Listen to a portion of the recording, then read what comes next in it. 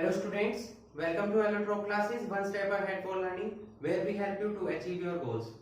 Students, in today's lecture, we will discuss a very important topic from chapter Atoms and Molecules, and the topic is mole concept. Okay? तो first of all हमें पता होना चाहिए कि what is the meaning of this term mole.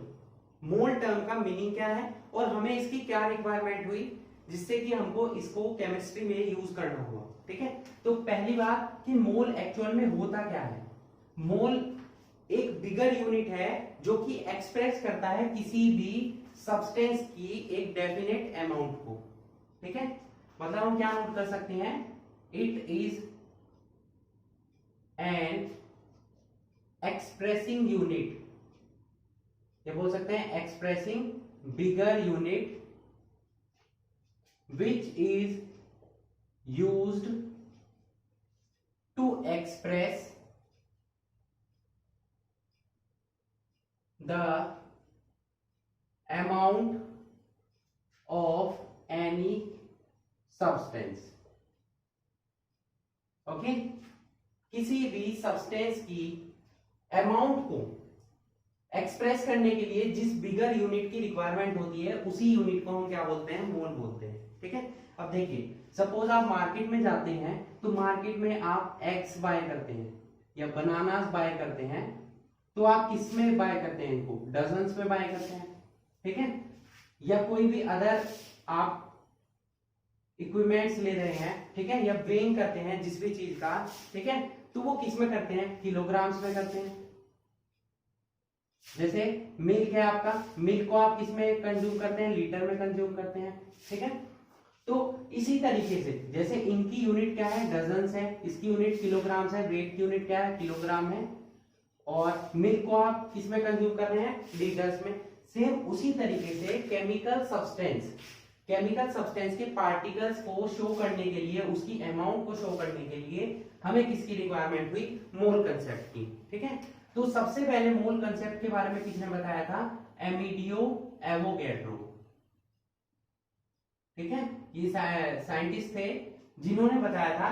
In short में आप बोल सकते हैं कि एवोगैड्रो ने बताया था. एमिडियो मोस्टली बुक्स में नहीं दिया होता, तो आप नॉर्मली एवोगैड्रो भी बोल सकते हैं. तो मोल कंसेप्ट किसने बताया था, मोल कंसेप्ट के बारे में एवोगैड्रो ने बताया था. ठीक है, क्लियर हुआ है ना आपको. अब देखिए, जो ये अमाउंट है, अमाउंट को हम किस में एक्सप्रेस कर सकते हैं, अमाउंट को हम मास की फॉर्म में भी एक्सप्रेस कर सकते हैं, नंबर की फॉर्म में भी एक्सप्रेस कर सकते हैं, और वॉल्यूम की फॉर्म में भी एक्सप्रेस कर सकते हैं. ठीक है, अमाउंट किसी भी केमिकल सब्सटेंस की अमाउंट को हम मास की फॉर्म में, नंबर की फॉर्म में और वॉल्यूम की फॉर्म में एक्सप्रेस कर सकते हैं. तो सेम उसी तरीके से, उसी पर बेस्ड जो है, ये जो मोल टर्म यूज हो रही है, ये हम मास की फॉर्म में भी इसको एक्सप्लेन कर सकते हैं, इसको हम नंबर की फॉर्म में एक्सप्लेन कर सकते हैं, इसको हम वॉल्यूम की फॉर्म में एक्सप्रेस कर सकते हैं. ठीक है, तो फर्स्ट जो हम डिस्कस करने वाले हैं, mole in terms of mass. मास की टर्म में हम मोल्स को कैसे एक्सप्रेस कर सकते हैं. ठीक है, देखिए, मोल जो है वो एटम्स का भी हो सकता है, भाई मास जो है वो एटम्स का भी हो सकता है और मॉलिक्यूल्स का भी हो सकता है, दोनों टर्म्स में हो सकता है. तो मोल को भी हम दोनों टर्म की फॉर्म में एक्सप्लेन कर सकते हैं. ठीक है, मोल ऑफ एटम्स और मोल ऑफ मॉलिक्यूल्स. ठीक है, तो पहले हम डिस्कस कर लेते हैं a mole of atom. A mole of atoms. अब अगर हम मोल्स में एटम को डिफाइन करें, ठीक है, तो क्या मतलब होगा इसका, a mole of atom is defined as the mass of that substance which is equal to its gram atomic मास.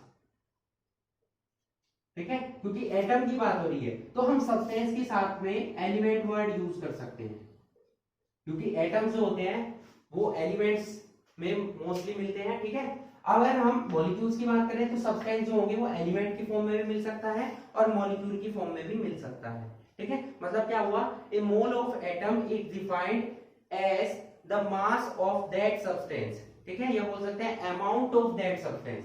मास की जगह हम यहाँ पर अमाउंट वर्ड भी यूज कर सकते हैं। अमाउंट ऑफ दैट सब्सटेंस और element which is equal to its gram atomic mass, ठीक है, ये अमाउंट जो है किसके इक्वल हो जाएगी, उसके ग्राम एटॉमिक मास के। क्लियर हुआ इतना आपको, ठीक है। फॉर एग्जाम्पल अगर हम बात करें मोल ऑफ एटम्स की बात कर रहे हैं, तो यहां पर अगर हम ले लेते हैं 1 मोल ऑफ नाइट्रोजन एटम्स। अब 1 मोल ऑफ नाइट्रोजन एटम्स किसके इक्वल होंगे, 1 मोल ऑफ नाइट्रोजन एटम किसके होंगे, 1 ग्राम ऑफ नाइट्रोजन, ठीक है, किसके इक्वल हो जाएंगे, 1 मोल ऑफ नाइट्रोजन एटम किसके इक्वल हो जाएंगे, 1 ग्राम एटम ऑफ नाइट्रोजन के। और 1 ग्राम नाइट्रोजन का वेट कितना होता है, 14 ग्राम, ठीक है, कितना हो जाता है 14 ग्राम, जो कि इसका क्या होता है, ग्राम एटॉमिक मास। भाई नाइट्रोजन का ग्राम एटॉमिक मास कितना होता है, 14, ठीक है। ऑक्सीजन का कितना होता है, 1 मोल ऑफ ऑक्सीजन एटम्स अगर ले हम, तो वो किसके हो जाएंगे, 1 ग्राम एटम ऑफ ऑक्सीजन, और वो इक्वल होता है किसके, 16 ग्राम के, ठीक है। तो इस तरीके से मोल को हम किसकी फॉर्म में, मास की फॉर्म में डिफाइन किया हमने। देखिए मोल है, यहाँ पर मास है, तो 1 मोल ऑफ नाइट्रोजन एटम किसके इक्वल हो गया, उसके ग्राम एटॉमिक मास के, यानी कि 14 ग्राम के। और 1 मोल ऑफ ऑक्सीजन एटम किसके इक्वल हो गया, उसके ग्राम एटॉमिक मास यानी कि 16 ग्राम के। क्लियर हुआ इतना आपको। अब बात करें 1 मॉलिक्यूल ऑफ या बोल सकते हैं 1 मोल ऑफ मॉलिक्यूल्स की, ठीक है, 1 मोल ऑफ मॉलिक्यूल वो किसके इक्वल हो जाएगा, 1 mole of molecule is defined as the amount of that substance. अब ये एलिमेंट भी हो सकता है और कंपाउंड भी हो सकता है, ठीक है, एलिमेंट और कंपाउंड, क्योंकि मॉलिक्यूल्स जो है वो एलिमेंट्स की फॉर्म में भी मिल सकते हैं और कंपाउंड्स की फॉर्म में भी मिल सकते हैं, ठीक है, विच इज इक्वल टू इस ग्राम मॉलिक्यूलर मास। ये किसके इक्वल होगा, ग्राम मॉलिक्यूलर मास के इक्वल होगा, ठीक है। अगर हम यहां पर एग्जांपल ले 1 मोल ऑफ नाइट्रोजन एटम्स की जगह हम क्या ले लें, मॉलिक्यूल्स, ठीक है, तो यहां भी क्या हो जाएगा, मॉलिक्यूल हो जाएगा, यहां भी मॉलिक्यूल। अब देखिए यहां पर मॉलिक्यूल्स की बात हो रही है, तो मॉलिक्यूल्स, नाइट्रोजन के मॉलिक्यूल को हम किस तरीके से डिनोट करते हैं, नाइट्रोजन के मॉलिक्यूल को हम N2 से डिनोट करते हैं और ऑक्सीजन के मॉलिक्यूल को हम O2 से डिनोट करते हैं। अब देखिए एक ऑक्सीजन का मास कितना होता है 16, तो 2 का कितना हो जाएगा, यहाँ कितना आ जाएगा 32 और यहाँ कितना आ जाएगा 28। ये इनका क्या हो जाएगा, ग्राम मॉलिक्यूलर मास हो जाएगा, ठीक है। या वाटर का भी एग्जांपल आप ले सकते हैं, 1 मोल ऑफ वाटर मॉलिक्यूल्स, ठीक है, 1 मोल ऑफ वाटर मॉलिक्यूल किसके इक्वल हो जाएगा, 1 ग्राम मॉलिक्यूल ऑफ H2O, और H2O का मास कितना हो जाता है, देखिए हाइड्रोजन का कितना हो जाएगा 2 1 जा 2 और ऑक्सीजन का कितना हो गया 16, तो 2 1 जा 2 और 16 कितना हो गया 18 ग्राम हो गए, ठीक है। तो इस तरीके से मोल को हमने डिफाइन किया मास की टर्म्स में, चाहे वो 1 मोल ऑफ एटम्स हो या 1 मोल ऑफ मॉलिक्यूल्स हो, ठीक है। डेफिनेशन ऑलमोस्ट सेम है, बस आपको एटम की जगह मॉलिक्यूल वर्ड यूज करना है और एटॉमिक मास की जगह मॉलिक्यूलर मास वर्ड यूज करना है, ठीक है।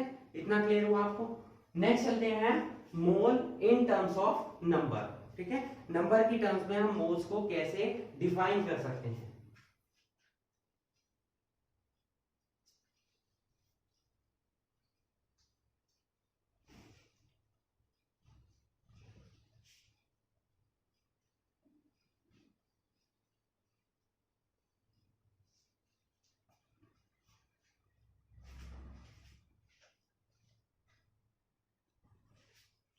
सेकंड है हमारा heading moles in terms of number, ठीक है, नंबर की टर्म्स में आप कैसे डिफाइन कर सकते हैं मोल को। देखिए जितने भी एलिमेंट्स हैं, चाहे वो एटम्स के फॉर्म में हो या मॉलिक्यूल्स की फॉर्म में हो, वो एक पर्टिकुलर रेशियो में ही एक दूसरे से रिएक्शन करते हैं, ठीक है। तो उनके बीच में पार्टिकल्स प्रेजेंट होते हैं, जैसे कि एटम्स, मॉलिक्यूल्स, आयंस, कुछ भी हो सकते हैं। तो नंबर ऑफ पार्टिकल्स होते हैं, ठीक है, जब वो एक दूसरे से कंबाइन करते हैं। तो मोल क्या है? मोल इतने नंबर ऑफ पार्टिकल्स का कॉम्बिनेशन है जो कि उसकी अमाउंट जो है सब्सटेंस की इक्वल हो जाएगी, उसमें उतने ही पार्टिकल्स होंगे जो कि कार्बन 12 में प्रेजेंट होते हैं। लास्ट लेक्चर्स में आपको पढ़ाया गया था कि जो एटॉमिक मास या मॉलिक्यूलर मास हमने अब देखते हैं, हम उसको डिफाइन करते हैं, तो वो कार्बन 12 की फॉर्म में करते हैं, कार्बन 12 आइसोटोप की, ठीक है। तो उसी के बेसिस पर हम मोल को भी डिफाइन कर सकते हैं।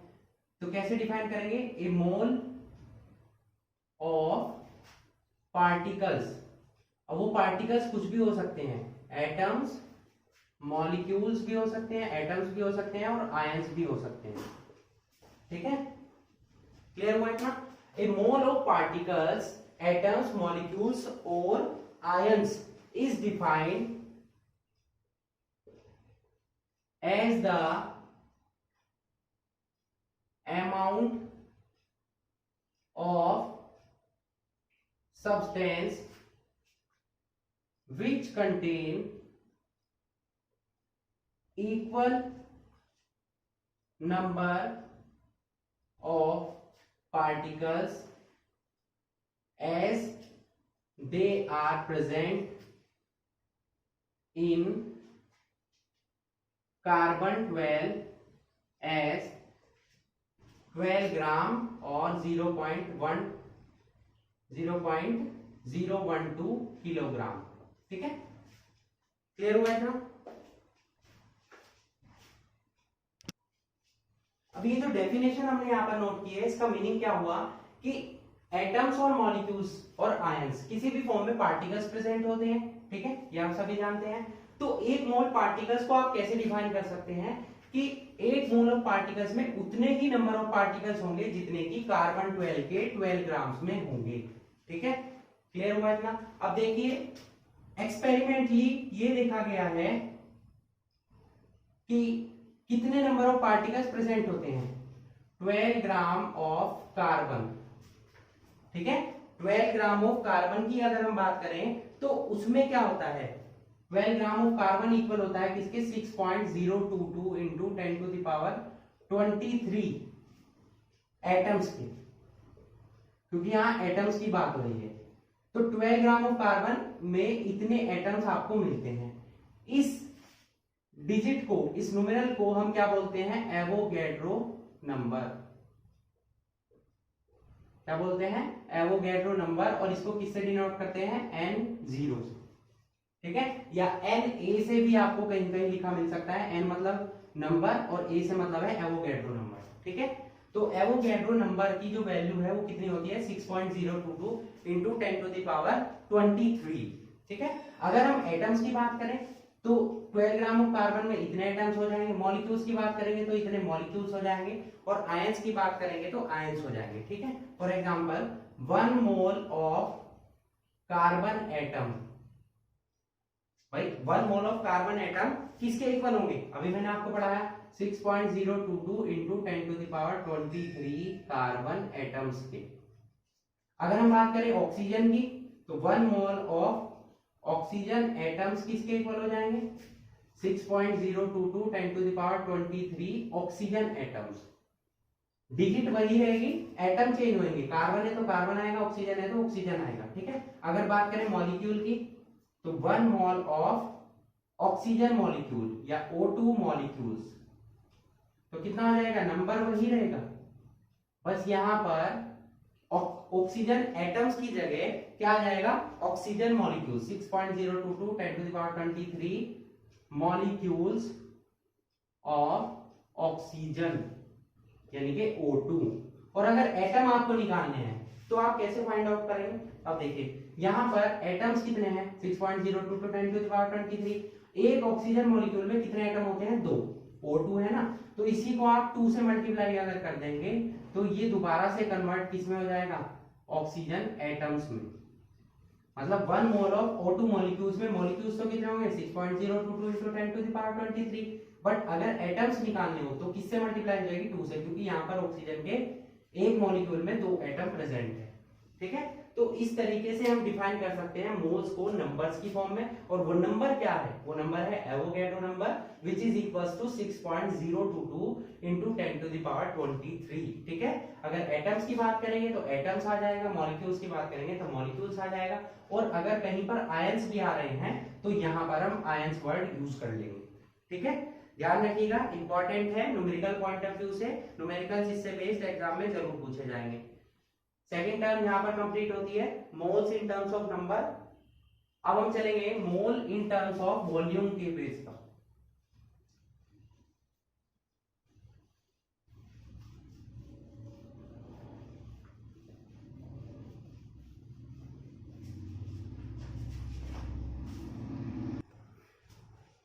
थर्ड हेडिंग है हमारा बच्चों यहां पर मोल इन टर्म्स ऑफ वॉल्यूम। देखिए साइंटिस्ट ने जो चेक किया कि 1 मोल ऑफ वॉल्यूम किसके इक्वल होगा, क्योंकि ये वॉल्यूम की बात हो रही है तो वॉल्यूम में मोस्टली हम कैसे देखेंगे, गैसियस सब्सटेंस देखेंगे, ठीक है। कैसे सब्सटेंस देखेंगे, गैसियस। तो 1 mole of a gaseous substance is defined as the amount of that substance, ठीक है। किसकी बात हो रही है, गैसियस सब्सटेंस की। a mole of a gaseous substance is defined as the amount of that substance which volume, या बोल सकते हैं which has volume equal to 22,400 ml और 22.4 L लीटर। या तो मतलब कितना हो सकता है, 22,400 ml हो सकता है या 22.4 लीटर हो सकता है, ठीक है, एट एसटीपी कंडीशंस। अभी एसटीपी क्या होता है, एसटीपी की फुल फॉर्म होती है स्टैंडर्ड टेम्परेचर और प्रेशर, ठीक है। टेम्परेचर की अगर हम बात करें, स्टैंडर्ड टेम्परेचर कितना होता है 0 डिग्री सेंटीग्रेड, और स्टैंडर्ड प्रेशर की अगर हम बात करें तो वो कितना होता है 1 atm। एटीएम मतलब एटमॉस्फेरिक यूनिट, ठीक है। तो मतलब क्या हुआ, एक मोल गैसियस सब्सटेंस, अगर हम एक मोल किसी भी गैसियस सब्सटेंस के एक मोल की बात करें तो उसकी अमाउंट कितनी होगी, उसकी अमाउंट इक्वल होगी 22,400 मिलीलीटर या 22.4 यानी कि 22.4 लीटर। बट वो कंडीशंस क्या होनी चाहिए, टेम्परेचर होना चाहिए 0 डिग्री सेंटीग्रेड और प्रेशर होना चाहिए 1 atm। मतलब इतने टेम्परेचर और इतने प्रेशर पर चाहे आप कोई भी गैस लें, ठीक है, उस गैस की अमाउंट कितनी होगी, उस गैस की अमाउंट यही होगी 22,400 ml, ठीक है। मतलब 1 मोल ऑफ CO2 गैस या 1 मोल ऑफ NH3 गैस, ठीक है, या कोई और भी गैस आप जो यूज कर सकते हैं, SO2 ले सकते हैं, 1 मोल ऑफ SO2 गैस, सभी की अमाउंट जो है वो इक्वल होगी, और वो किसके इक्वल होगी 22,400 ml के, ठीक है। यहां कितना जाएगा 22,400 ml ऑफ CO2 गैस, ठीक है।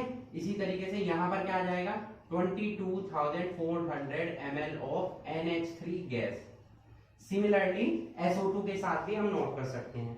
तो ये कहा जा सकता है कंक्लूजन के बेसिस पर कि ओवरऑल अगर हम गैसियस सब्सटेंस के एक मोल की बात करें तो उसमें उसका वॉल्यूम कितना होगा 22,400 मिलीलीटर, या बोल सकते हैं कितना होगा 22.4 यानी कि 22.4 लीटर, ठीक है।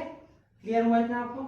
तो ये तीनों टर्म्स के बेसिस पर मैंने आपको क्लियर करा दिया कि मोल्स को हम कैसे डिफाइन कर सकते हैं। मोल्स को हम डिफाइन कर सकते हैं उनके नंबर के बेसिस पर, मोल को हम डिफाइन कर सकते हैं उनके वॉल्यूम के बेसिस पर, और मोल को हम डिफाइन कर सकते हैं उनके मासेस के बेसिस पर। क्लियर हुआ इतना आपको। अब देखिए यहां पर एक टर्म यूज होगी मोलर मास, या बोल सकते हैं मोलर वॉल्यूम भी यूज होगा, ठीक है। तो मोलर मास से मतलब क्या है कि किसी भी कंपाउंड के एक मोल का जो मास होगा, ठीक है, किसी भी सब्सटेंस के 1 मोल का जो मास होगा उसी को हम क्या बोलेंगे, मोलर मास बोलेंगे, और वो किसके इक्वल होगा, एवोगैड्रो नंबर के, ठीक है। और मोलर वॉल्यूम सिमिलरली किसी भी सब्सटेंस के या गैसियस सब्सटेंस के वॉल्यूम किसके इक्वल होता है, उसके मोलर वॉल्यूम के। 1 मोल गैस का जो वॉल्यूम होगा वो भी क्या होगा, मोलर वॉल्यूम होगा। क्लियर हुआ आपको इतना? अब साथ में आप देखिए नंबर ऑफ मोल्स हम कैसे कैलकुलेट करते हैं। How can we calculate number of moles in any substance.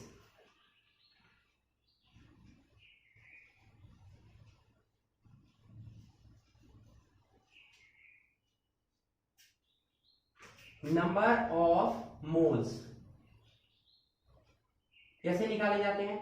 Number of moles का जो फॉर्मूला होता है वो क्या होता है, given mass upon molar mass, ठीक है। किसी भी सब्सटेंस में अगर आपको नंबर ऑफ मोल्स कैलकुलेट करने हैं तो आपको क्या करना होगा, उसका गिवन मास होना चाहिए जो कि किसमें होना चाहिए, ग्राम्स में होना चाहिए, और मोलर मास किसमें होना चाहिए, ग्राम पर मोल में होना चाहिए। तब आप कैलकुलेट कर सकते हैं नंबर ऑफ मोल्स को, ठीक है। नंबर ऑफ मोल्स को किससे डिफाइन करते हैं हम, स्मॉल एन से। किससे डिफाइन करते हैं, स्मॉल एन से, ठीक है। क्लियर हुआ इतना? और नंबर ऑफ मोल्स को हम दूसरे टाइप से कैसे कैलकुलेट कर सकते हैं, नंबर ऑफ मोल्स यानी कि n इज इक्वल टू क्या आ जाएगा, अगर एटम की फॉर्म में है तो क्या आ जाएगा यहाँ पर, number of atoms divide by Avogadro number, ठीक है। अगर वो मॉलिक्यूल्स की फॉर्म में है तो यहीं पर क्या आ जाएगा, number of molecules divide by Avogadro number, ठीक है। Means n is equal to क्या आ जाएगा, कैपिटल N जो कि डिनोट करता है नंबर ऑफ एटम्स या नंबर ऑफ मॉलिक्यूल्स को, और नीचे आ जाएगा क्या, n0 जो कि डिनोट करता है किसको, एवोगैड्रो नंबर को। ये फॉर्मूला आप यूज करके नंबर ऑफ मोल्स को कैलकुलेट कर सकते हैं, ठीक है। क्लियर हुआ आपको इतना?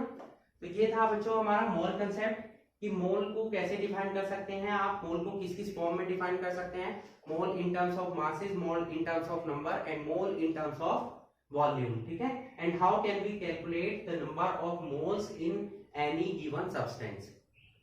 तो आई होप आपको मोल कंसेप्ट अच्छे से क्लियर हो चुका होगा।